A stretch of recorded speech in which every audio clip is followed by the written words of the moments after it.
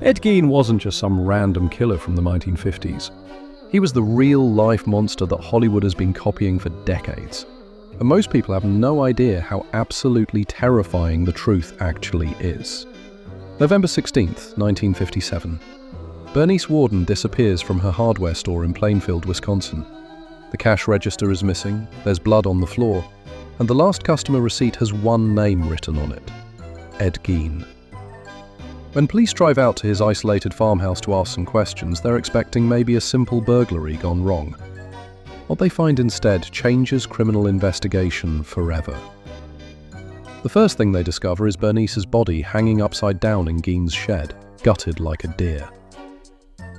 But that's just the beginning. Inside the farmhouse, officers walk into what can only be described as a museum of human remains. Soup bowls made from skulls, lampshades crafted from human skin, a shoebox filled with 9 masks all stitched together from women's faces, chair seats upholstered with human skin, 10 female skulls with the tops sawed off, a human head in a paper bag, a heart in a plastic bag. Gein confesses immediately, but his story is even more disturbing than the evidence. For years he's been grave robbing, targeting recently buried middle-aged women who reminded him of his deceased mother. He would dig them up in the middle of the night, bring them home and create these horrific trophies. Sometimes he would wear their skin like clothing, dancing around his house pretending to be his mother. He carved them, skinned them, dressed himself in their remains.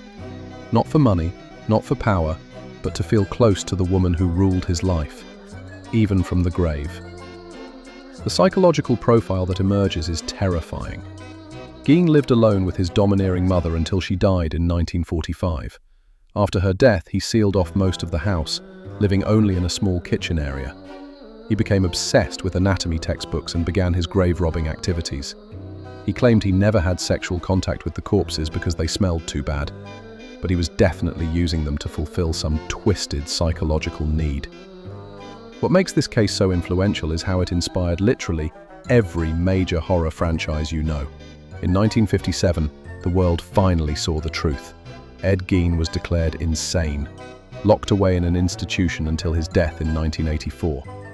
His crimes would fuel nightmares for decades, inspiring Psycho, the Texas Chainsaw Massacre, and Silence of the Lambs.